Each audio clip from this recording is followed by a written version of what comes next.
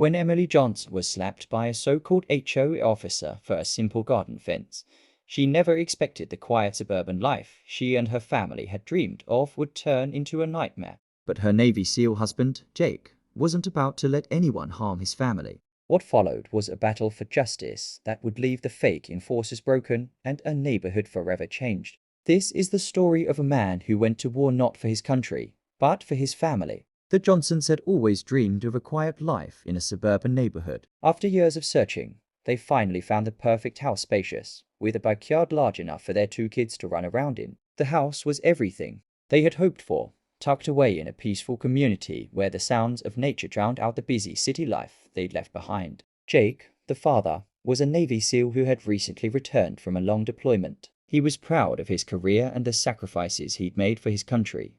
But after years of serving overseas, he was eager to settle down and spend time with his family. Emily, his wife, was excited to build a home for their kids and enjoy the simple pleasures of suburban life. The Johnsons quickly settled into their new house, and for a while, life seemed perfect. The neighbors were friendly, and the community had a welcoming vibe.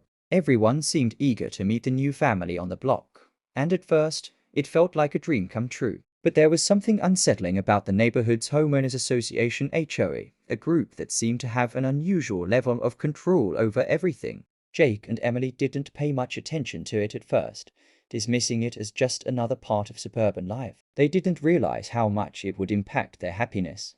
The HOA was known for its strict regulations, and its enforcers too. Men who patrolled the neighborhood with an authority that didn't seem to match their roles. The HOA officers weren't officially marked, and there were no uniforms or badges. They were just 2 men, one tall with a commanding presence and the other shorter, but no less intimidating. The residents seemed to tolerate them, though no one spoke about them openly. Emily had heard whispers of how the officers were overbearing, but it wasn't until one afternoon that the true nature of their authority would be revealed. It started on a typical sunny afternoon. Emily was in the backyard, setting up a small garden fence to keep the kids' toys contained. She had spent the morning planting flowers and herbs, eager to start building the outdoor space she had always dreamed of. Her heart swelled with pride as she looked at her work, imagining her children running through the garden once it was finished. But her peaceful day was interrupted when the 2 men arrived. They approached the property with the same air of authority that had become so familiar to the neighborhood. Emily didn't know exactly who they were,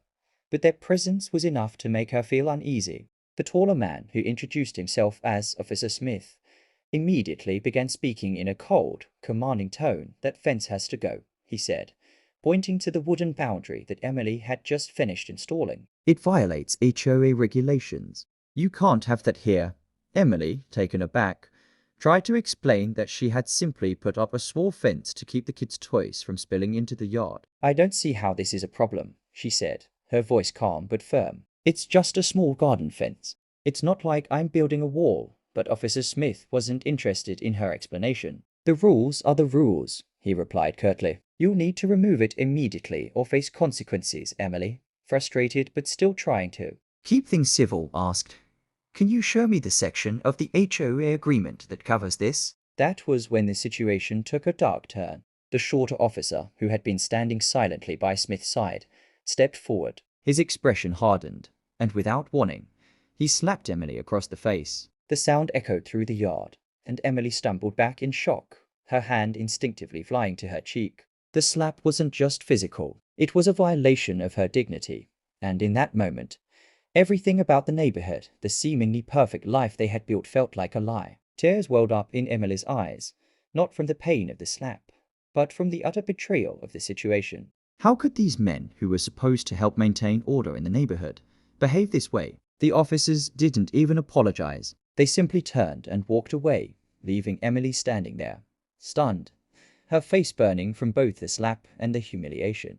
In a daze, Emily retreated inside the house and immediately sent a message to Jake, detailing what had happened. She tried to hold back her tears, not wanting to worry him, but the feeling of helplessness weighed heavily on her. Jake was far away, deployed on a Navy SEAL mission that would keep him out of contact for a while. All she could do was wait for his return, unsure of how to even begin dealing with this. It wasn't until a few days later that Jake returned home, stepping through the front door after weeks of grueling work. Emily could barely contain her relief. When she saw him, she ran to him and collapsed in his arms. "Emily, what's wrong?" Jake asked, his voice filled with concern as he held her tightly. She pulled back, her hands trembling as she wiped away the tears.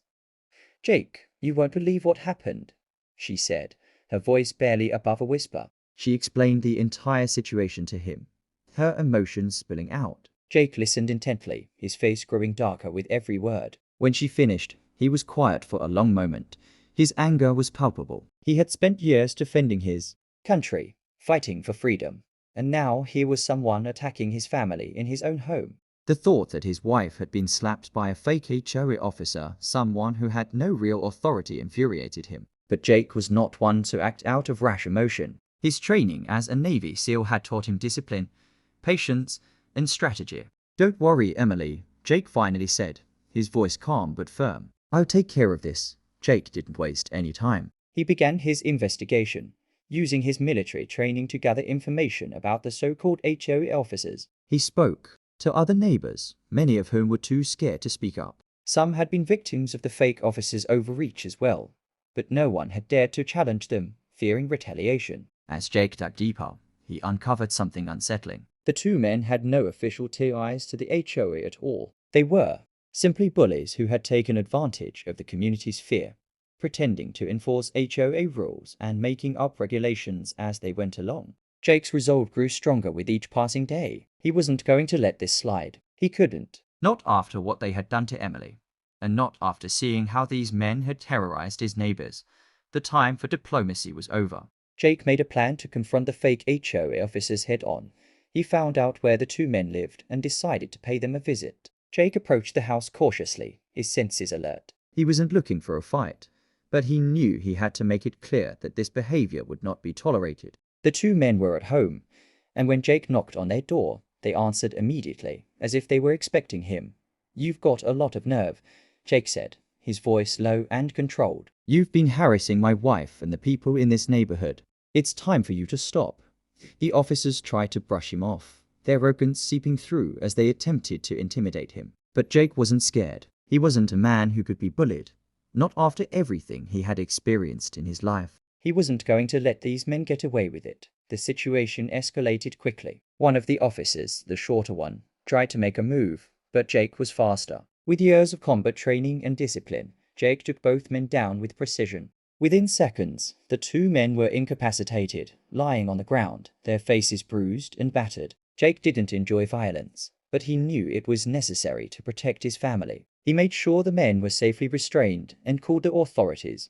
When the police arrived, they arrested the men and began their investigation. It didn't take long to confirm that the two officers had been impersonating HOA enforcers and using fear to manipulate the neighborhood. They had been exploiting the community for months, but now their reign of terror was over. The news spread quickly, and the HOA, embarrassed by the scandal, issued an official apology to the Johnsons and the rest of the neighborhood. They promised to ensure that only legitimate officers would be tasked with enforcing HOA regulations from that point forward. As the neighborhood began to heal, Jake and Emily found themselves at the center of a community that had been torn apart by fear. People came forward, expressing their gratitude to Jake for standing up to the fake officers. The Johnsons had unknowingly become the heroes of the neighborhood, restoring peace and safety to a place that had once been ruled by fear. Life slowly returned to normal, but the scars of what had happened stayed with Emily. She no longer felt completely safe in her own home, but over time, she learned to heal. The Johnsons decided to get involved in the HOA, using their experience to help guide the neighborhood and ensure that no one else would have to endure the same horrors. They had faced an unimaginable situation, but in the end, they came out stronger, their bond as a family more solid than ever. And though the nightmare had ended, the lessons they learned would stay with them forever. Sometimes, standing up for what's right meant taking action, no matter the cost. For Jake and Emily, it was a lesson they would never forget.